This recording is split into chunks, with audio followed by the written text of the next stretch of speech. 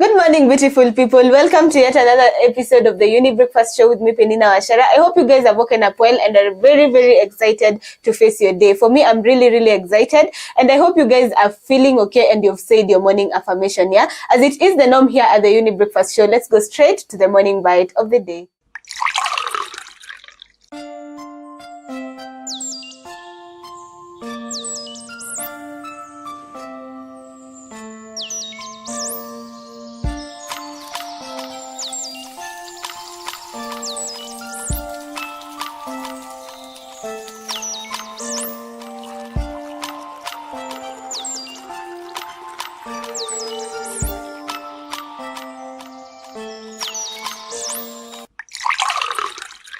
How many times have you said I'm fine when you are anything but? How often have you swallowed your pain just to avoid being seen as weak, dramatic, or not normal? Today, we are diving into one of the biggest silent battles people face, the stigma around mental health. In many of our homes, schools, workplaces, even places of worship, mental health is still misunderstood, judged, or simply not talked about at all.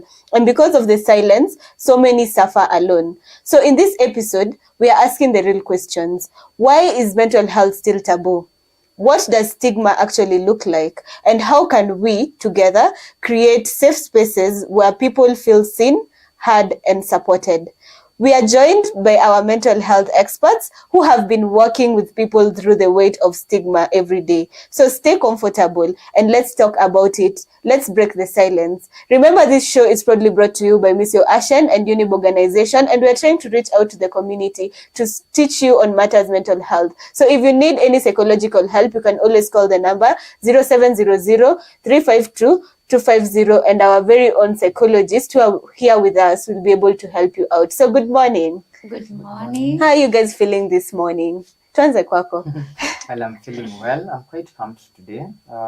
This is something that we don't usually talk a lot about, so acha tuone tutaenda wapi. Okay, karibu sana bile. We're very excited to see your face on our screens today, yeah? Okay. Good morning, Peninah. Good morning. I'm doing okay this morning. Yeah, stigma is what people usually go through, not only in our society, but even in other places. Yeah, so it's a topic that really will help our viewers out there to understand why it's important for them not to view people who are struggling with their mental well-being in a negative way. Yeah. Awesome. So karibuni sana. I'm also pumped to actually have this conversation. And of course, if you're watching us for the first time, these are our own expert, our very own mental health psychologists who are here to actually assist you if you need any help. Yeah. Remember, you can always call the number 0700 352 250, and they will be able to help you out. On my left, we have Valentine, Ndiwa, and on my right, we have Mutembei, Muthami, and today they are here to actually help us debunk on stigma and mental health. To start us off, Valentine, what exactly is stigma when it comes to the conversation on mental health? Okay, stigma, basically, I'm sure our viewers have come across maybe stigma against those people who are struggling with HIV, because HIV is something that has been with us for the longest time. Yeah, mental health, people started talking about it more often lately, especially in this century and in this period, because it's a situation whereby it's on the rise. I'm sure all of us, we can't lack to know one or two people who are struggling with their mental well-being. So stigma in relationship with the mental health is the negative view that you have, especially towards the mental health. It's a belief and attitude that you have towards the mental well-being of other people, and especially those people who are affected in their mental well-being. So it's basically viewing those people who are struggling in their mental health in a negative way. Yeah. Okay, awesome. Now that we've understood what stigma is all about, Mutembei, why do you think that mental health is still a taboo, mostly in our culture, in our African culture today? I would say this is because growing up in society, we've always been exposed to the good side of life. So in the event that you find somebody maybe schizophrenic, maybe somebody has a bipolar disorder, or they're not, they whoever, or rather whoever they are as a person, does not fit within the norm of society. And we don't know how to perceive that, because for the longest time we have not been talking about mental health. So you find that if somebody has like mental health issues or a condition, they are viewed negatively juu labda watu utasema anajifanya, huyu alivuta bangi ya kachizi, you know? So it's still a really big issue, simply because we have not been talking about it. But thankfully, and as we are here on the show, we get to speak about these things, so that we raise awareness to the people. Because you see, the thing with stigma, part of it comes from lack of knowledge. You know, I don't understand what this concept is. I don't understand your battle with mental health. So it makes me feel uncomfortable, and I don't want to deal with that. Okay. But the more people are aware of what mental health is, and the conversations they need to be having, maybe we can reduce the stigma. Yeah, and actually it all starts with us having conversations on it, and us also being open to actually speak out and also share our experiences, which is very important, and we are here for that, to actually bring you a safe space where you can openly talk, you can actually openly share without being judged. And as I said, we have professionals who will be able to help you out. So if you feel like you need somebody who can assist you when it comes to your mental health, usifeel judged uko nje, just call the number that I just mentioned, and they will be able to actually help you out and actually listen to you, because they will offer you all the help you need, For now, I want us to take a short break, and we'll be back with more concerning the conversation of the day.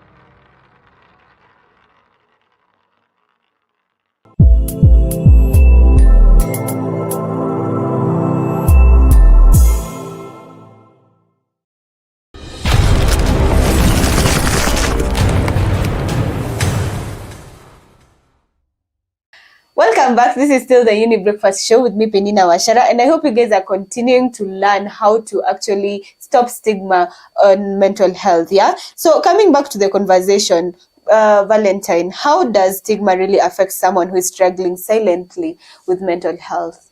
Okay, mostly it affects them in a more negative way, because they feel like they are people who have been left out by the society.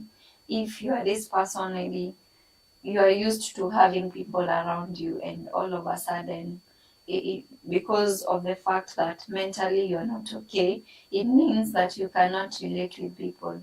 Or when you want to have a conversation or an interaction, you want to have a conversation or an interaction with other people, you find that it's like you're feeling like they're judging you, they are not understanding what you're going through. So you as a person, your self-esteem will go down, your level of confidence will also go down, and you'll find that you in most cases, you'll find that you'll want to withdraw yourself from situations that will put you in that space where you're feeling like you're not wanted in this space.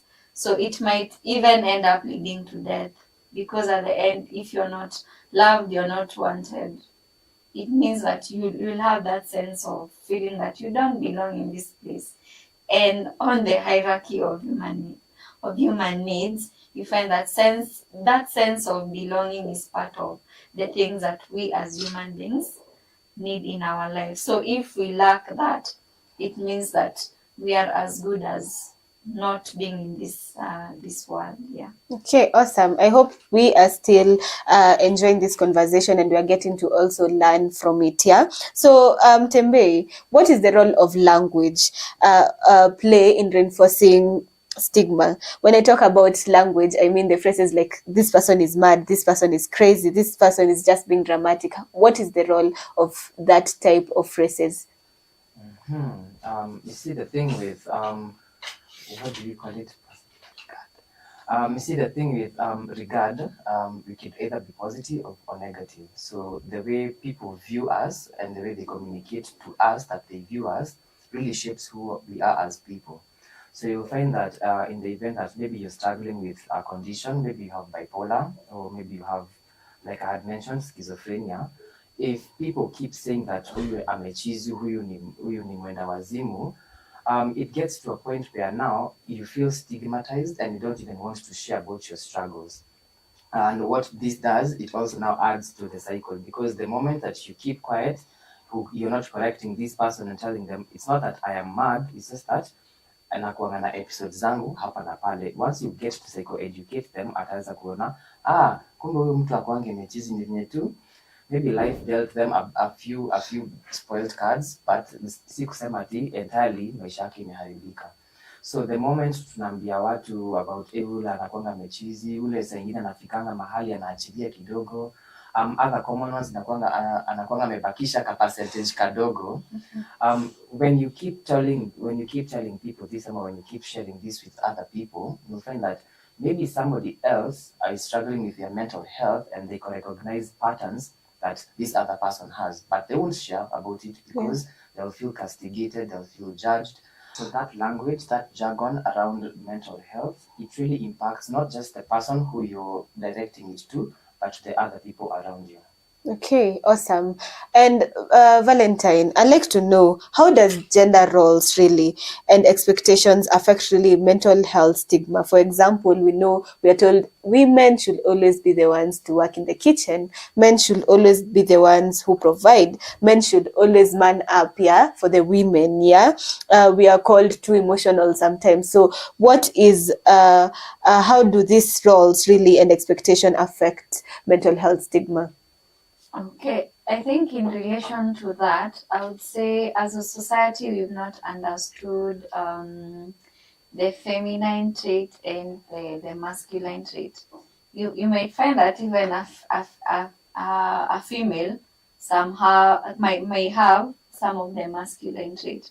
So the masculine trait are not majorly only for the ladies, for the men, and the feminine are not only for the ladies. So when it comes to some of these traits, an example would be, okay, we know the men are for the muscles, they are strong, they can carry things around, they are born to lead.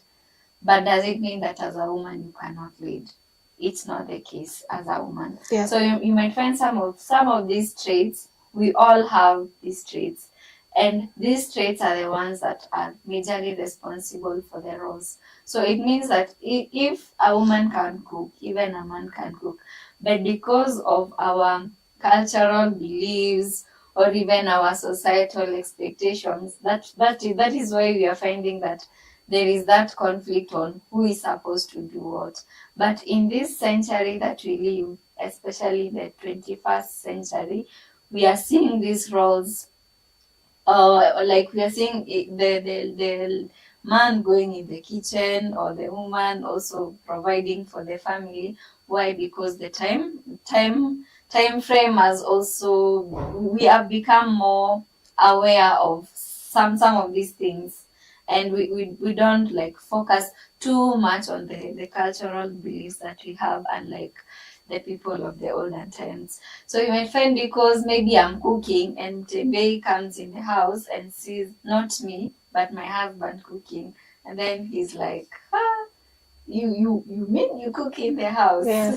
Now from that, Mutembei would want to think that maybe amekaliwa, because Yeah. that is what we always see going around, like ukiona mwanamume anapika, we amekaliwa, ama ukimwona anafua amekaliwa, but you don't know the agreement between the two partners. Yeah. So I feel like people, or all of us, should have that mental shift of the roles and what is expected of us. It doesn't have to be limited to our feminine or our masculine traits. Awesome. Yeah. Awesome. And I love the fact that you said we all make a decision. So if you're a couple, that's you sit down to talk about what role really everyone should play in the family. Yeah.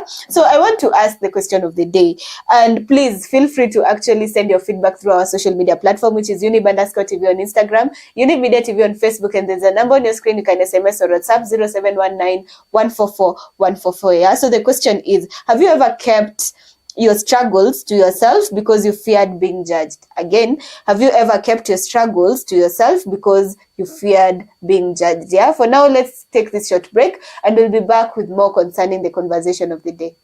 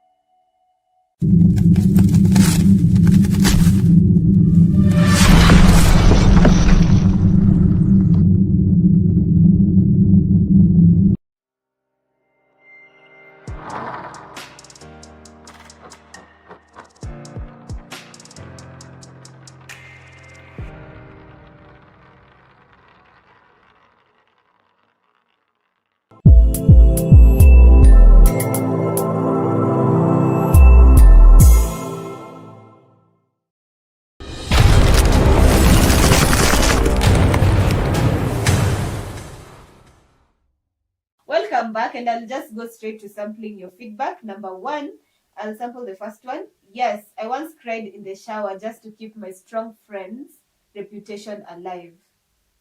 Okay, the next one is, I told my family I was just tired. For like 3 months straight, mentally I was in the Sahara. I'll sample something else. Kept it in, smelled through it, and then argued with the toaster. That's when I knew it was bad.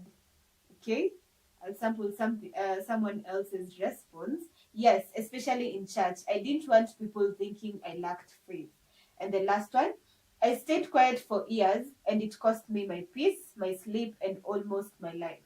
So thank you for sharing your feedback. And as you can see from these conversations or from your feedback, it's important to actually just speak out. At the end of the day, you are the one to actually who will suffer more. Yeah. So sometimes we may feel like we will be judged because we all fear judgment as human beings. Yeah. But it's so important for us to just realize it's okay. It's okay not to be okay, and it's also okay for us to make that openness for our friends, also for them to share and express whatever they're feeling without being judged. Yeah, so it starts with us. If we want change, we have to be the first people to make that change. Yeah, and coming back to this conversation, I've been seeing you guys going to churches to actually try and spread awareness when it comes to this conversation on stigma. Yeah, so please, Valentine, shed light on what you guys have been doing.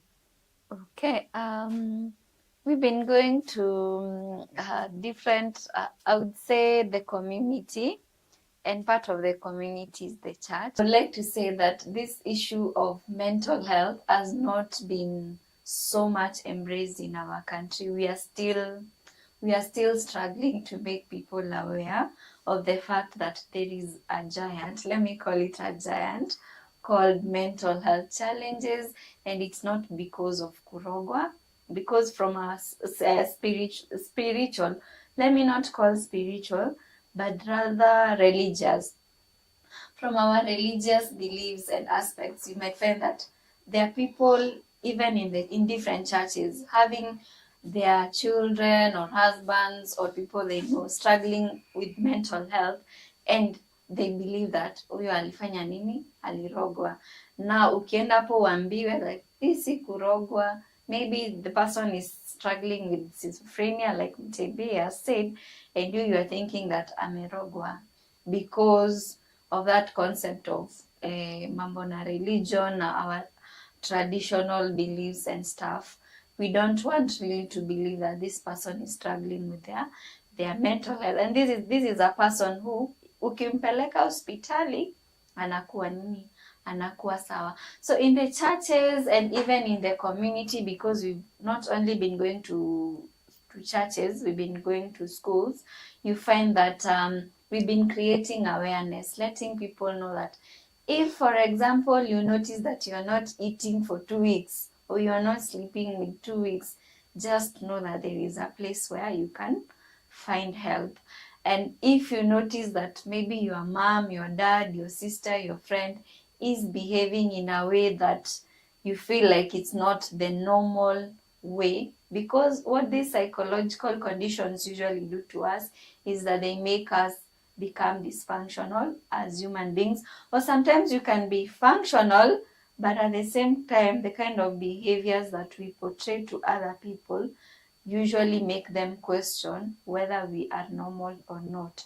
So we've been going to the society, to the churches. Our society would include the churches, the schools around the Njiru area, just to tell people about mental health, to tell them that being stressed is normal, and once they are stressed, there are healthy ways of coping. Because in this region, we have noticed that most people usually cope with their stress by using drugs, or some become violent, abusive because of the stresses that they go through life. So we usually go there to tell them that there is hope and there are better ways. Like I believe in our previous show, we have talked about conflict resolution. There are better way of dealing with conflict other than taking a knife and stabbing a person, other than taking a rope and hanging yourself. There are better ways. Yeah. Okay, thank you so much for the good work you guys are doing, because as I said, we are the ones to start change, and I am very happy that we are starting it from within us, yeah, from our own community, and it's through these changes that we may be able to actually make significant change in the future. So asanteni sana for the good work you guys are doing, yeah. Okay, so Mutembei, as I said again, nimesema kuhusu change, and change has to start with an individual, even though yes, there is the community, but it's important for individuals. So I'd like to know, what are the practical steps that someone can do, or an individual can do to to help really reduce stigma in the society, in their homes, and also their social circle? I will really insist on communication, because we often judge or run away from things that we don't understand. So in the event that you want to make proactive changes to maybe your social interactions, I feel like the first point of contact is to start communicating to the people who are around you, the people who actually like really matter in your life. So let's say we're dealing with something that in regards to our mental health, or we feel like hatuko poa. Yeah, the first step is to communicate. Either you can choose in the event that maybe your family members or your friends are aware, they're like maybe emotionally intelligent, and you feel like they are a safe space for you to speak to them. You could start with that, and then maybe after that, in the event that unaona ni kama hatuendi mahali, now that's when you now start to seek the help of a professional. So this means you talk to a counselor like Valentine and I, and then after that you get to debunk all this. But in the essence, in a nutshell, communication is key, because if the people who are around you are aware of what kind of condition that you have going on, then maybe they're going to explain to other people around them, and then unapata mimi nikikuja nikuambie wewe pesh, alafu next time maybe something else comes up in conversation, then I psycho-educate Valentine, then Valentine does the same thing. At the end of the day, itafikia maybe our director huko nyuma, hata itafikia maybe siku moja tuko na yeye aniambie something nisikie okay, this naweza relate na hii, but just simply because I decided to start that conversation, and then you took it upon yourself to continue and to further that conversation about everything in regards to mental health, you find that as a society, we're going to get to a point where we are now aware. So we are able to deal with challenges when they arise. We are able to look at people who are acting a bit different from us, and then not judge them, but actually understand. And in the event that you're trained or you understand the situation, you are able to make proactive moves towards changing the situation, as opposed to just looking at it and wondering, sasa hizi ni gani? Okay, awesome. And because of time, I'd like us to just have a time where we can encourage someone who feels like enyewe hii mambo ya therapy mimi I don't see any need of doing it. So please encourage someone and tell them, okay, why should you seek therapy? And also try to minimize stigma when it comes to us listening. Like, people have been thinking that once they are listened to, people will always be judging. Yeah. So please, with the shortest time possible, let's start with you, Valentine. Look at the camera and just give some feedback or give some hope to somebody who is trying to really chase away stigma and start therapy.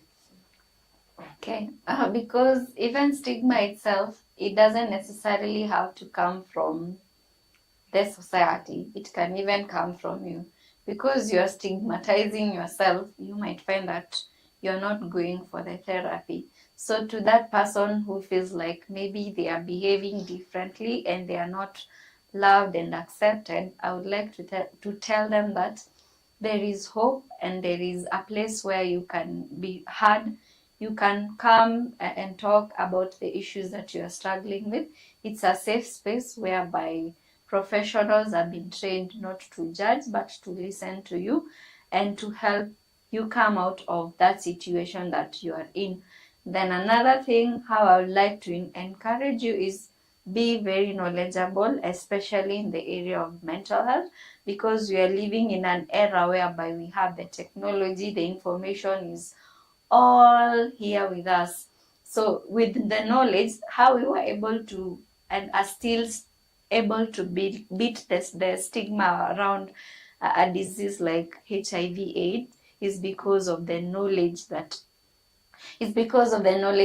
we got from people. So be knowledgeable about the area of mental health and you'll be good here. Thank you so much, Valentine. Mutembei, please. Well, I would say sometimes we view therapy as something very serious, but I would just like to tell our viewers that in as much as you'll be debunking or talking about serious life issues, consider your therapist as a friend. You know, this is somebody who's a professional friend. Yeah, asi ule wa kukusikiza na kuambia guys, sasa hapa tutafanya nini?